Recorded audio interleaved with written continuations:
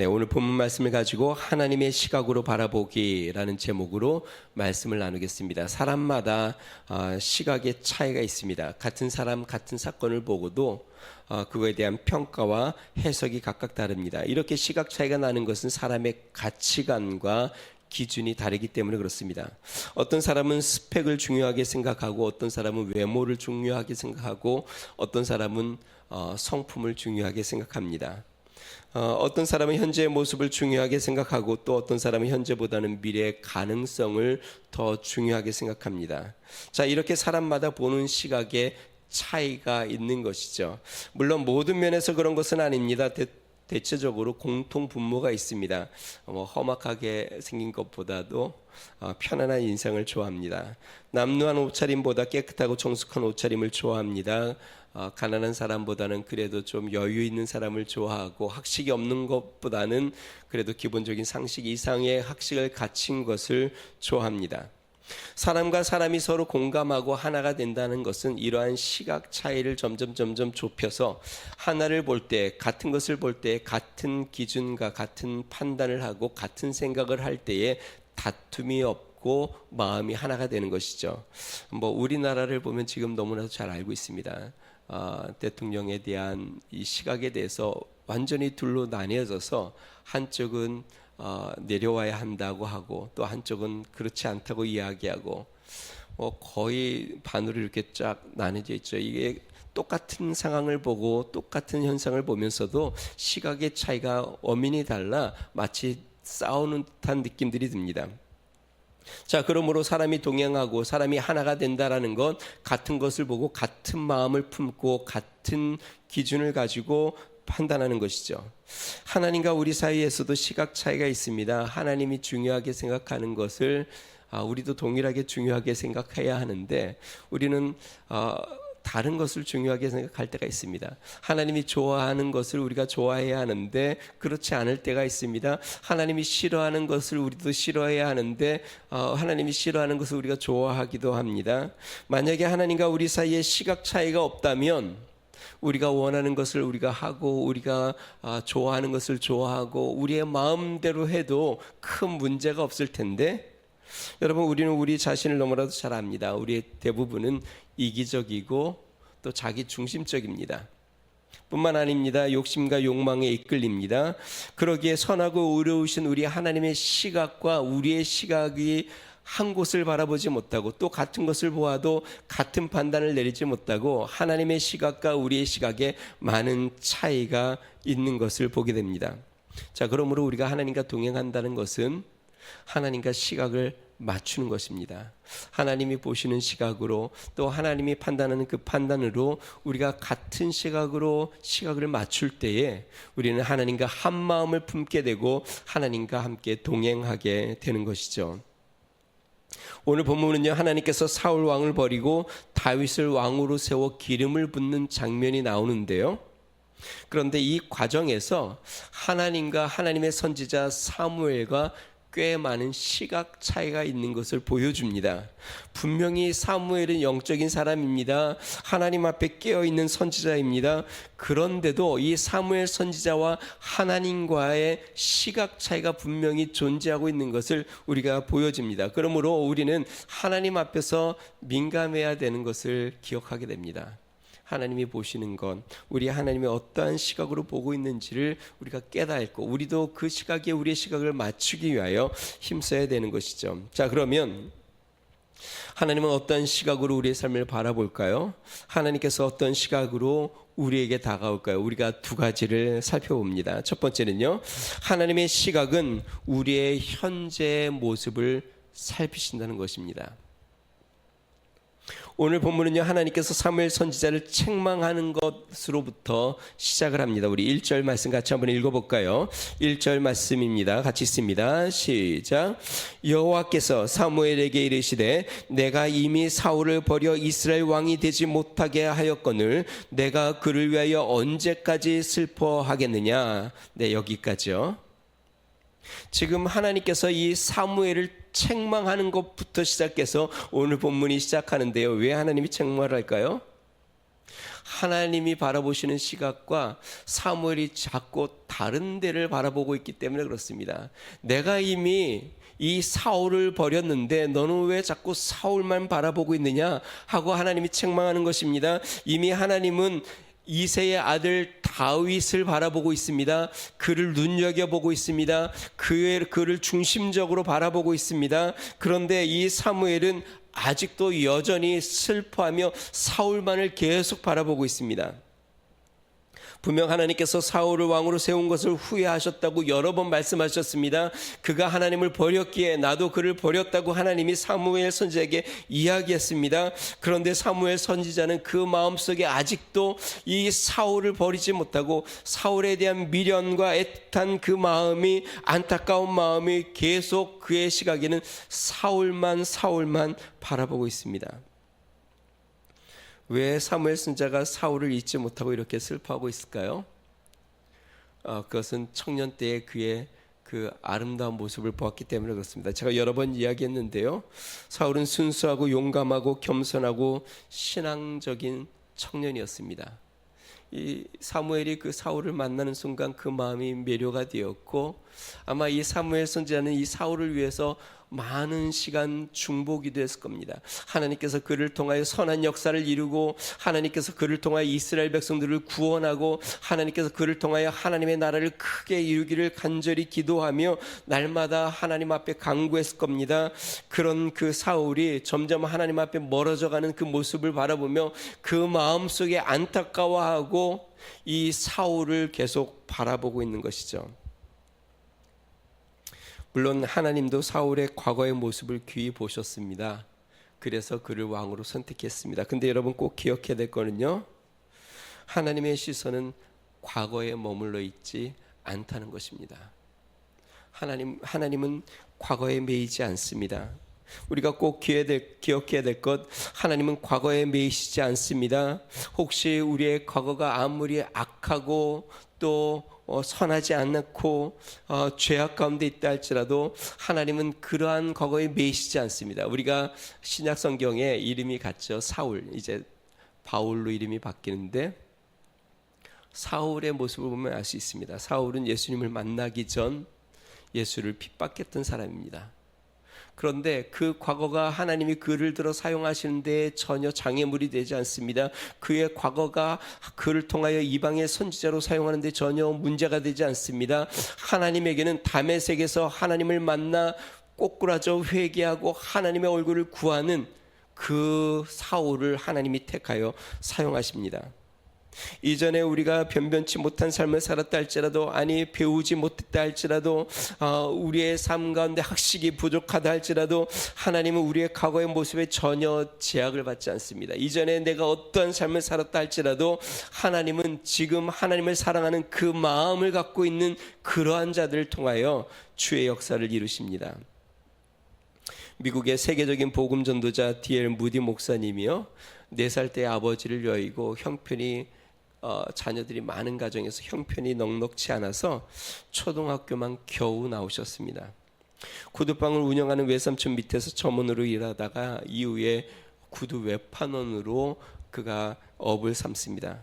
그런데 그 마음속에 하나님을 사랑하는 마음들이 있어서 많은 사람들을 교회로 인도하였고 하나님이 자신을 설교자로 부르셨다라는 확신을 갖게 됩니다. 결국 구두 수선업을 내려놓고 복음 증거자의 삶을 살게 되는데요.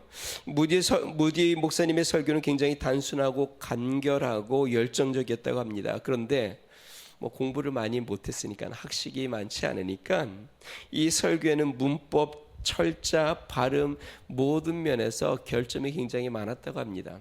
이러한데요, 사역 초창기에 캠브리지 대학에서 설교를 하는데 이 캠브리지 우수한 이 학생들이 이 무디 목사님의 설교를 들으면서 곳곳에서 비웃기도 하고 낄낄거리기도 하고 막 그렇습니다. 그 이유가 이 무디 목사님의 설교의 발음도 엉망이요, 또 문법도 엉망이요, 모든 것이 이게 참 이렇게 엉망투성이인 설교를 하고 있으니까 이 학생들이 그냥 비웃고 있는 것인데요. 설교를 마치니까 한 학생이 노트에 적은 것을 이렇게 가져오는데 그 설교 중에 틀린 문법 하나하나를 다 적어가지고 가져왔다고 합니다. 그것을 받아든 이 무디 목사님이 이렇게 이야기했다고 합니다. 나도 내 문법이 엉망인 걸 너무나도 잘 알고 있다네. 그러나 내가 알고 있는 이 엉터리 문법으로 내가 하나님의 영광을 나타내고 하나님의 복음을 증거하고 있는데, 자네는 자네의 그 뛰어난 문법 실력으로 어떻게 하나님의 영광을 드러내고 있나. 다시 이야기하면 이 무디 목사님의 그 학식이 없고 배우지 못한 그 삶, 하나님이 그를 들어 사용하는데 아무 제약이 없었다는 것입니다. 하나님께서 그의 이전의 삶이 어떻든 그가 하나님을 사랑하는 그 열정과 사랑만으로 그를 통하여 역사를 이루셨다는 것이죠. 사랑하는 성도 여러분, 하나님은 우리의 과거에 머물러 계신 분이 아닙니다. 근데요, 반대의 모습도 있습니다. 이전에 열정적으로 하나님을 사랑하고 열정적으로 하나님의 뜻에 헌신하고 순수하고 진실되게 살았던 모습을 이제 과거가 되고 이제 그러한 모습이 사라져 그것은 그냥 하나의 추억처럼 남아버리는 그러한 모습들도 있습니다. 여러분, 하나님이 보시는 것은 어제의 나가 아니라 오늘 지금 나입니다. 학창시절에 얼마나 내가 복음에 순수한 것, 하나님은 거기에 매이지 않습니다. 내가 어릴 때 얼마큼 순수하게 하나님을 섬겼던 건 하나님은 거기에 매여 계시지 않습니다. 하나님은 내가 이전에 어떠한 헌신을 하고 어떠한 드림을 하고 어떻게 나의 삶을 불태워 하나님 앞에 헌신했던 건 하나님은 거기에 매여 계시지 않습니다. 하나님이 보시는 것은 어제의 나가 아니라 지금 이 순간 나를 보고 계십니다. 지금 나는 매일 하루하루 하나님과 동행하고 있는가? 지금 나는 내일 나의 주님을 생명처럼 사랑하고 있는가? 지금 나는 주님이 나의 삶의 전부라고 고백하며 그 주님과 동행하고 있는가? 오늘 이 순간 내가 우리 하나님을 어떻게 섬기며 어떻게 동행하고 있나? 우리 하나님은 그것을 바라보고 있습니다. 에베소 교회는 큰 역사와 부흥을 이루었던 교회입니다. 사도행전 19장에 보면 사도 바울이 거기에서 3년 동안 머물면서 복음을 증거하였고, 이 복음이 얼마나 에베소 교회를 통하여 크게 역사가 일어났는지 그 아시아에 있는 모든 사람들, 유대인이나 헬라인이나 할 것 없이 모두 다 복음을 다 들었다고 이야기했습니다. 그러니까 이 에베소 교회를 통하여 아시아 지역에 유대인, 헬라인 할 것 없이 모두 예수 그리스도의 복음을 들을 만큼 이 에베소 교회는 복음의 큰 역사가 있는 교회였고 하나님이 크게 사용한 교회였습니다. 그런데 불과 40년이 지난 후 사도 요한이 요한계시록을 기록하며 하나님이 에베소 교회에 주시는 예언의 말씀이 이렇습니다. 요한계시록 2장 4절과 5절. 그러나 너를 책망할 것이 있나니 너희의 처음 사랑을 버렸느니라. 그러므로 어디서 떨어졌는지를 생각하고 회개하여 처음 행위를 가지라. 만일 그리하지 아니하고 회개하지 아니하면 내가 내게 가서 내 촛대를 그 자리에서 옮기리라. 에베소 교회가 처음 복음을 들었을 때에는 정말 뜨거웠습니다. 그리스도를 깊이 사랑했습니다. 생명을 걸고 복음을 증거했습니다. 오직 하나님 앞에 그들의 온 삶을 드렸습니다. 그런데 40년이 지난 이 에베소 교회는 이 처음 사랑을 버렸습니다. 그래서 주님께서 경고의 말씀을 하십니다. 회개하지 아니하면 촛대를 옮기겠다. 상성도 여러분, 하나님은 과거에 매이시지 않습니다. 우리의 과거가 얼마나 화려했든, 우리의 과거가 얼마나 진실되었든, 우리의 과거가 얼마나 주님 앞에 순수하게 삶을 드렸든, 사무엘은 이 사울의 그 과거의 모습에 계속 매여 있고 그것만 계속 바라보고 있습니다. 그런데 우리 하나님은 사울의 현재의 모습을 보고 있습니다. 여러분, 우리의 과거가 아름다운 것은 현재를 더 진실되게 하고 현재 나의 삶을 더 주님 앞에 가까이 할 때에 우리의 과거는 더 아름다운 것입니다. 혹시나 우리의 신앙이 과거에 머물러 있다면 우리는 시각을 바꿔야 합니다. 하나님은 우리의 과거에 모습에 매여 있지 않고 오늘의 나를 살피시고 계십니다. 오늘의 나의 모습이 어떻게 주님 앞에 쓰고 있는지, 오늘 이 순간 내가 우리 하나님 앞에 어떠한 마음으로 쓰고 있는지 우리 하나님은 바라보고 있습니다. 이전 것은 지나갔으니 보라 새 것이 되었도다. 오늘 주님 앞에 다시 한번 쓰는 믿음의 성도 되기를 주의 이름으로 축원드립니다. 두 번째, 우리 하나님의 시각은 마음의 중심을 살피신다는 것입니다. 사무엘 선지자가 이새의 아들 중에 기름을 붓는 일에도 하나님과 시각 차이를 보여주고 있습니다. 사무엘은 이새의 첫째 아들 엘리압을 보고 하나님께서 이를 차기의 왕으로 세우셨구나라는 확신을 갖습니다. 6절 말씀 우리 같이 한번 읽어보겠습니다. 같이 읽습니다. 시작. 그들이 오매 사무엘이 엘리압을 보고 마음에 이르기를 여호와께서 기름 부으실 자가 과연 주님 앞에 있도다 하였더니, 왜 사무엘이 엘리압을 보고 하나님이 과연 이에게 기름을 붓겠다고 확신을 가졌을까요? 먼저 엘리압은 장남입니다. 여러분, 이스라엘의 장남은 한 가문의 대표성을 띱니다. 그렇기 때문에 이세 가문의 대표성을 띠는 이 가문 엘리압 장자, 하나님이 그를 차기의 왕으로 세우셨구나라는 확신을 가진 겁니다. 뿐만 아닙니다. 엘리야는 다른 자녀들보다 키가 크고 용모가 빼어났던 것 같습니다. 우리 7절 말씀 같이 한번 읽어보겠습니다. 같이 있습니다. 시작.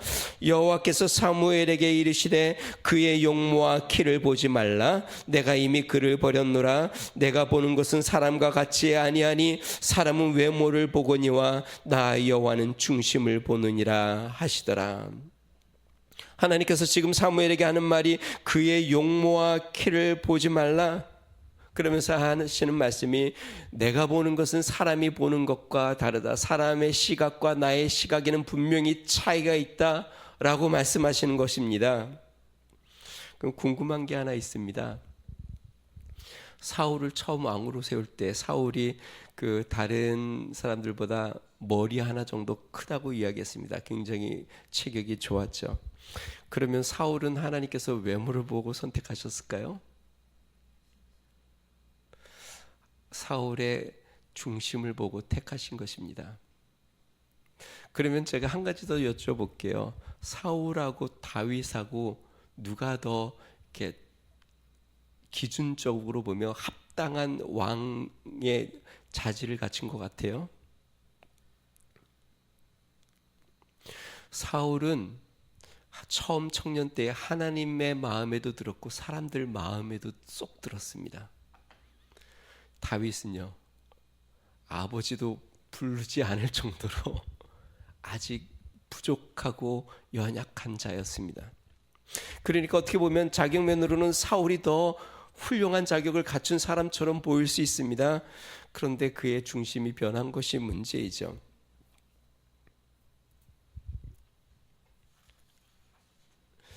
결국 이세 일곱 아들 모두를 보고도 하나님이 택한 사람을 얻지 못합니다. 이에 사무엘이 남은 한 아들을 불러오라고 합니다. 우리 10절에서 12절 말씀 한번 보겠습니다. 제가 읽겠습니다.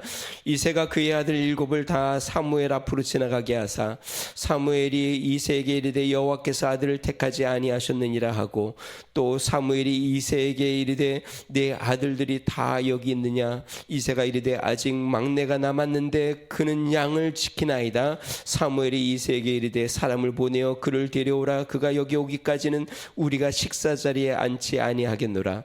이에 사람을 보내어 그를 데려오매 그의 빛이 붉고 눈이 삐어나고 얼굴이 아름답더라. 여호와께서 이르시되 이가 그니 일어나 기름을 부으라 하시는지라. 우리 하나님께서 사무엘에게 이가 그다, 이가 그다, 내가 눈여겨본 사람이 바로 이 사람이다. 하나님은 중심을 보고 다윗을 선택한 것이죠. 이전에 제가 한번 소개했던 내용인데요. 여러분, 우리 사람들이 얼마나 겉모습에 쉽게 현혹되는지를 이제 TV에서 한번 방영한 적이 있습니다. EBS 프로그램에서요. 외모를 통해서 사람들의 평가가 어떻게 달라지는지를 실험을 했는데요. 쇼 윈도에 한 남자가 서 있습니다. 허름한 작업복을 입고 흥틀어진 머리로 쇼윈도에 서 있습니다. 그리고 이 기자가 지나가는 여성분들에게 인터뷰를 합니다. 저분의 직업이 무엇일 것 같습니까? 저분의 연봉은 어느 정도로 되어 보입니까? 또 하나의 질문은 혹시 저분이 데이트 신청을 하면 응하시겠습니까?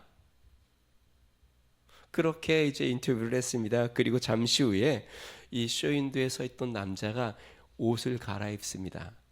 수트로 쫙 빼입고 그 다음에 머리를 잘 손질해서 넘기고 쇼윈도에 서 있습니다. 그리고 지나가는 여성분들에게 똑같은 질문을 합니다. 그런데 참 놀랍죠? 대답이 완전히 달라집니다. 대부분 여자들이 정장을 입은 남자의 모습에 호감을 보이기 시작합니다. 직업과 연봉은 더 높은 수준일 거라고 추측을 합니다. 그리고 데이트 신청에 응하겠습니까? 라고 이야기하니까 더 많은 여성분들이 yes 라고 대답을 했습니다. 무슨 말일까요? 외모에 우리가 얼마나 현혹되고 외모에 마음을 쓰는지를 보여줍니다. 여러분, 그렇습니다. 우리의 시각은 항상 외적인 것에 집중되어 있습니다. 학창 시절에는 외모에 얼마나 신경 쓰고 또 사람들에게 보여지는 성적표에 얼마나 신경을 씁니까? 청년의 때는 스펙, 보여지는 스펙에 얼마나 신경을 씁니까? 직장인이 되면 성과와 또 사업의 성장과 이 모든 것들, 우리가 겉으로 보여지는 이 모든 것들에 얼마나 마음을 쏟습니까? 그런데 하나님은 그렇지 않습니다. 하나님은 우리의 학창 시절에도 우리의 성적표를 본 게 아니라 우리의 중심을 보고 계셨습니다. 우리의 청년 때에도 스펙을 본 게 아니라 우리의 중심을 보고 계셨습니다. 우리가 사업을 해도 우리의 사업의 성장에 하나님은 관심 있는 것이 아니라 우리의 중심이 어떤지를 살펴보고 계십니다. 하나님은 우리가 어릴 때든 청년일 때든 노년일 때든 장년일 때든 상관없이 하나님은 우리의 중심을 계속 바라보고 계십니다. 오늘 성경 말씀 보니까요, 중심을 보신 우리 하나님께서 다윗을 부르는데요, 그 이새가 이렇게 이야기합니다. 다윗은 지금 양을 지키고 있습니다. 그럼 하나님께서 다윗의 중심 무엇을 보셨다는 걸까요? 우리는 우리가 잘 아는 시편 23편을 통해서 다윗이 어땠는지를 알 수 있습니다. 여호와는 나의 목자시니 내가 부족함이 없으리로다. 언제 지었을까요? 아마 양들을 지키면서 지었겠죠. 그가 나를 푸른 초장에 누이시며 쉴만한 물가로 인도하시는도다. 내가 여호와의 집에 영원히 거하리로다. 여러분, 다윗은 겉모습은 양을 지키고 있었고 그의 중심은 하나님과 동행하고 있었습니다. 겉으로는 양을 지키는 것 같지만 그의 중심은 하나님의 양이 되어 목자 대신 하나님을 섬기고 있었고 그 하나님을 찬양하고 있었고 그 하나님을 경외하고 있었고 그 하나님 안에서 평안을 누리고 있었고 그 하나님 앞에 자신의 삶을 내어 맡기며 동행하고 있었습니다. 제가 생각을 해봤습니다. 이스라엘 중에 양을 치는 사람이 얼마나 많았을까? 보통 이스라엘 사람들은 목축업을 주로 많이 했으니까 그 시간에도 양을 지키는 사람들은 굉장히 많았을 겁니다. 그런데 그 중심에 하나님과 동행하며 하나님을 찬양하며 하프를 키며 하나님의 시를 읊으며 하나님이 나의 목자라고 고백하는 사람, 하나님은 그의 중심을 보고 계셨고 그를 부르셔서 하나님이 왕으로 삼은 것이죠. 사랑성도 여러분, 우리는 양을 치며 무엇을 바라보고 있습니까? 우리의 매일의 삶 가운데 우리에게 주어진 일을 하면서 우리의 중심에는 무엇이 있습니까?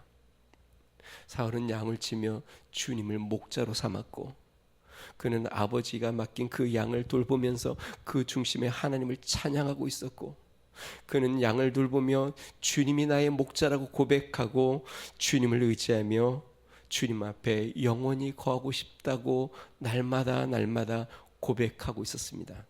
그러기에 그 양을 치는 목자인 사울을 택하여 이스라엘의 목자가 되게 하신 것이죠. 성도 여러분, 우리의 중심에 주님을 모시는 믿음의 성도들 되기를 주의 이름으로 축원드립니다. 겉사람이 무엇을 하는지는 그렇게 중요하지 않습니다. 내가 사업을 하는지, 아니면 내가 직장생활을 하는지, 내가 누구를 만나는지, 무엇을 하는지, 그것은 그렇게 중요하지 않습니다. 하나님은 그것을 그렇게 중요하게 생각지 않습니다. 중요한 건 그 중심이 어디를 향하고 있는지, 그 중심은 하나님을 바라보고 있는지, 그 중심에 하나님 앞에 하나님을 목자 삼아 주님과 동행하고 하나님을 찬양하며 하나님을 섬기고 있는지, 하나님은 우리의 중심을 바라봅니다. 우리가 한 가지 여기서 더 기억해야 될 게 있습니다. 그런 자를 만나면 하나님이 능력을 베푸신다는 것입니다. 사람들은요, 능력 있는 사람에게 자리를 맡깁니다. 그런데 하나님은 그 중심에 하나님을 향하는 자에게 자리를 맡깁니다. 13절 말씀 같이 한번 읽어볼까요? 13절 같이 한번 읽어봅니다. 시작. 사무엘이 기름 뿔병을 가져다가 그의 형제 중에서 그에게 부었더니 이날 이후로 다윗이 여호와의 영에게 크게 감동되니라. 사무엘이 떠나서 라마로 가니라. 하나님께서 그의 중심을 보고 기름을 부었더니 그날 이후부터 사울이 성령에 크게 감동되어 하나님의 사람으로 크게 쓰임 받습니다.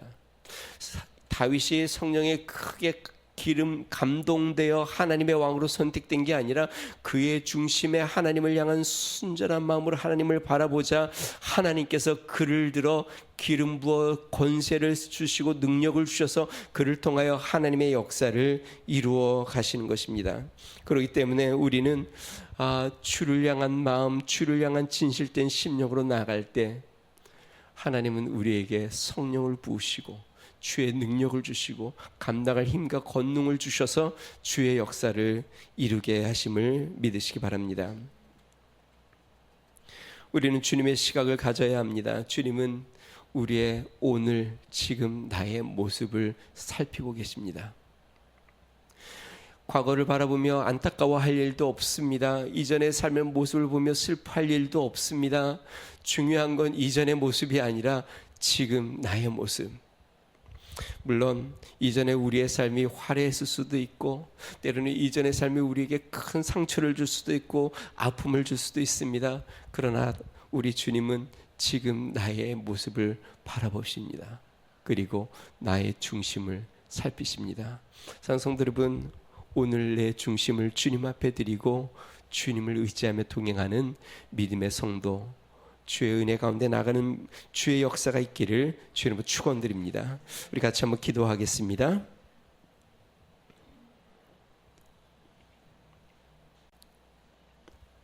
때로 우리는 하나님이 바라보시는 것과 다른 것을 바라보며 욕심을 내기도 하고 때로는 좌절하기도 하고 또 넘어지기도 합니다. 우리 하나님의 시각으로 우리 자신을 바라보고 우리의 삶을 바라보고 사람들을 바라보고 세상을 바라볼 수 있는 믿음의 성도들이 되기를 주님으로 축원합니다. 하나님, 오늘 나의 삶을 내가 주님 앞에 드립니다. 나의 중심이 주를 바라봅니다. 주님과 동행합니다. 주님께서 함께 해주십시오. 우리 같이 한번 기도하겠습니다. 좋으신 하나님 아버지 감사합니다. 하나님, 사무엘 선지자가 우리 하나님이 바라보시는 것과 하나님 차이가 있던 것을 성경을 통하여 봅니다.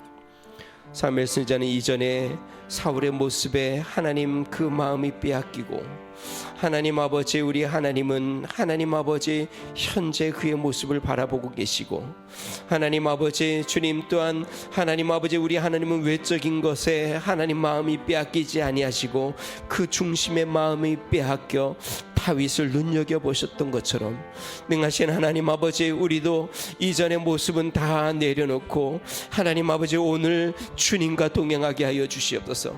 오늘 이 하루 주님과 함께하게 하여 주시옵소서. 하나님, 오늘 이 하루 우리 하나님을 붙잡고 하나님 앞에 나아가는 믿음의 삶이 되게 하여 주시옵소서. 하나님 아버지, 우리가 무엇을 하든지 우리의 중심에 주님을 모시고 하나님 아버지 주님을 목자 삼아 주님과 함께 믿음의 길을 걸어가는 거룩한 삶 되게 하여 주시옵소서. 우리의 중심을 살피시는 하나님 앞에 하나님 아버지 우리의 마음을 드리고 하나님 아버지 중심을 드리며 주님 앞에 나아가는 믿음의 삶이 되도록 성령이여 주장하여 주시고 인도하여 주시옵소서. 능하신 하나님 아버지, 오늘도 주님은 우리의 마음을 살피시며 하나님 아버지 우리의 중심을 보고 계심을 믿습니다. 하나님 아버지, 우리의 마음이 주님 앞에 합한 자가 되어 우리 하나님을 기쁘게 하며 우리 하나님의 영광을 드러내며 우리 하나님을 나타내며 우리 하나님 앞에 아름답게 드려지는 거룩한 삶이 되도록 성령이여 주장하여 주시고 인도하여 주시옵소서. 우리 하나님 함께 하여 주십시오.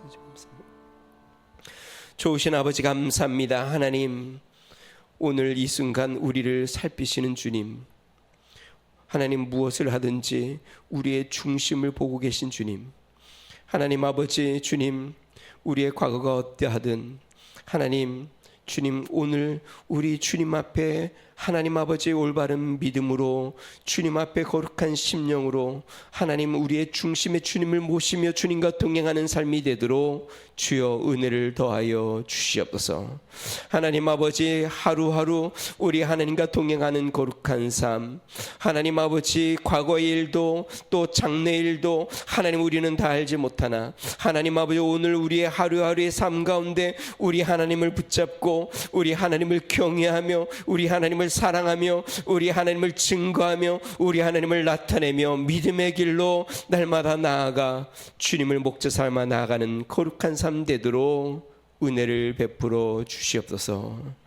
이제는 우리 주 예수 그리스도의 은혜와 하나님 아버지 무한하신 사랑과 성령님의 감동 감화 내주 충만케 하신 은총이 오늘 이 순간 나의 중심에 우리 하나님을 모시고 주님과 동행하며 주님을 자랑하며 주님을 높이며 살기를 결심하는 믿음의 성도, 가정과 교회와 나라와 민족 위에 이제로부터 영원토록 함께 하시기를 간절히 축원하옵나이다. 아멘.